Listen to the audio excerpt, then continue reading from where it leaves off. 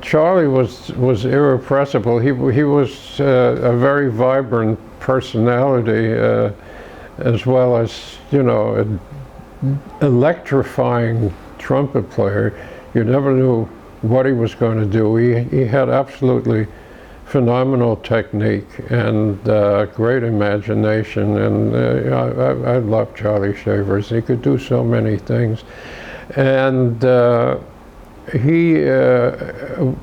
got to know him at the Metropole Copper Rail, you know, and he was also, I got to know some of the guys. He had a really nice quartet with Oliver Jackson on drums, when I was Oliver, and Roy Bryant on piano, and Tommy Bryant on bass. And I was at a few of the recording sessions they had, and it was interesting to what Charlie was a brilliant arranger too, because he was responsible for a lot of the good arranging in the Kirby band, and also did arranging before that for Mills Blue Rhythm Band, with which he made his debut recording. He was a phenomenon, and it was very consistent. I never caught Charlie on a bad night. He was, even when he I once helped him out. He was at the Metropole and happened to go to the men's room, and Charlie came in. It was just before his first set, and he didn't look too well. His eyes looked too, and he asked me if I had any uppers, and I didn't usually do that, but I happened to have some on me. So he said, "I've been out all night." He said, "I had a terrible night." He said, "I feel like shit, you know, tell me." So I gave him his things, and I felt very good that I had been able to help him out with that. He was a wonderful pianist. At those rehearsals for the recording sessions and stuff, I played piano. He was a great piano player, and of course he started out. At first, he was a phenomenal banjo player. That I don't know from, you know, having witnessed it, because he gave it up long after. But he won several contests in banjo playing. Tommy Dorsey loved him. The only time I saw Tommy Dorsey, not on the bandstand, but was at Lou Tarassi's when Charlie had the band, and Tommy came in to hear him. And like most band leaders always, when they were of those big bands, when they were off stage, they looked larger than other people for some reason. Howie James the same way, they're bigger. I remember Tommy was wearing a beautiful blue suit and came in to listen to Charlie. Charlie was with Tommy Dorsey's band. People don't mention that. We mentioned Roy with Gene Krupa. You know, Charlie was with Tommy Dorsey longer than Roy. Roy was with Krupa twice, but Charlie was with Tommy for the longest time, and he was so well featured in the band, both as a trumpeter and as a vocalist. He did the Hucklebuck, he did at the Fat Man's, did some blues, some other stuff. Tommy loved him, and he was a great section player. He was a great lead player too, and he was so consistent, because many times I caught Charlie. I never caught him on an off, and then the one time maybe he would have been off if I hadn't given him the upper side.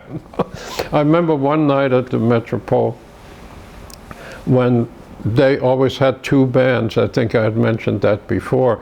They had two bands, and then they would have something what they called the jam session once a night, when they the two bands would play on this awkward, enormously long bandstand where musicians were single file, you know, because there was no room for more than one.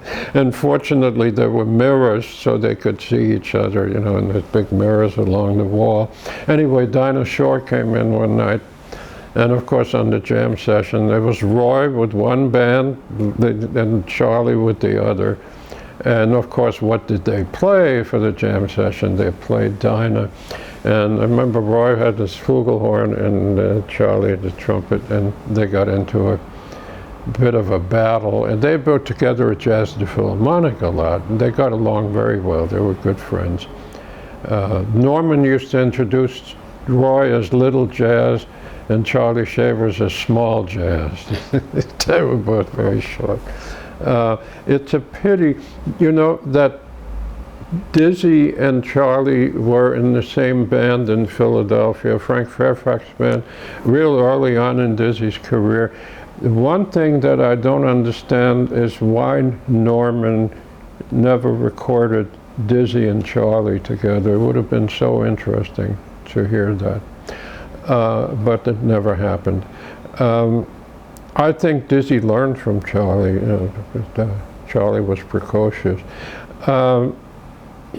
So somebody told me, I have no evidence of that, but somebody, a musician, I forgot who it was, that they heard Charlie at a town hall concert. There's a chamber music concert where he played Bach-Brandenburg Concerto trumpet part, which is something that Wynton did to try out for Gunther Schuller at Tanglewood. So Charlie had done that before him. It wouldn't surprise me. I think he could have been a great classical trumpet player. And he was a funny guy. He loved to tell jokes, but when it came to the punchline, he would start to break himself up to the point where he had trouble telling the punchline because he was breaking himself up. He was so quick musically on those recording dates. You know, stuff he made up on the spot. I remember there was a Russian lullaby where he's just so astonishing. And he was a good singer too. He could sing some really nice blues. And he made up, but he used to say things like when he was the band leader, you know, all of a sudden, you know, between numbers, he would, sometimes when there were hecklers in the audience, noisy guys, you know, he would say things like that. Weren't that original, you know, but saying, you ought to be in Hollywood, pause, the walk would do you good, you know. But he would say little things like, I remember once, to make up little poetry things. He said, she flew through the air with the greatest of ease while eating some spare ribs and fine black-eyed peas.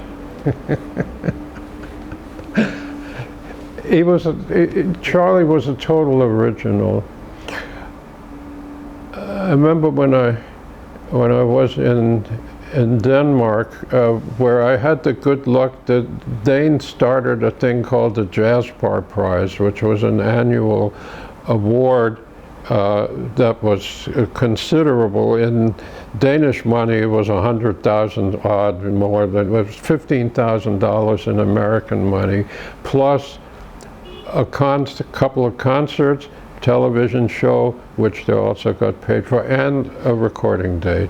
And I was the American judge. There was the English was Brian Priestley, the French were different people, but the one who wound up being the most permanent one is the one who's still active as editor there, and can't think of his name now. Nice guy. And the Danish guys, why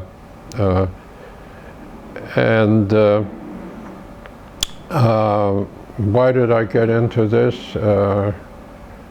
Charlie and the Prize? Charlie Shavers and the Prize? Yeah, well, Charlie never did win the prize, but I would go to Denmark every year. This was for about, it lasted about 10 years. It was sponsored by Scandinavian Tobacco, and in Europe, like in the US, it came to a point where tobacco could no longer sponsor anything like that because of the ban on, you know, smoking advertising and stuff. So they couldn't find another sponsor. But it lasted a good long time, and it was such a wonderful thing for me to go to Denmark once a year, because that's my, my old home for it. But anyway, I remember, Ben Webster was then living in Denmark. Ben and Charlie were great friends. And I remember visiting Ben, and Charlie had just died, and Ben was crying. He was so sad, Charlie having passed away. He was a a blithe spirit, Charlie was. He could make you happy just coming into a room, like that. And it's in his playing, his rhythm, so very imaginative. You listen to something like the Kirby Sweet Georgia Brown. There are 2 takes of that, It predates Dizzy. That's why I said, it would have been so great to hear them together. Speaking of Dizzy, by the way, and Charlie, when he was working at the Metropole, one time he had to get a sub. He sent Dizzy as a sub to the Metropole, and Dizzy wound up playing in the front line with Tony Parenti, if you can imagine that. But it worked out fine. Dizzy was he was a jazz musician. Of course. And a great one. Never mind the tag, bebop, Dixieland, all that crap. As Eddie Condon said, we called it music. Yeah.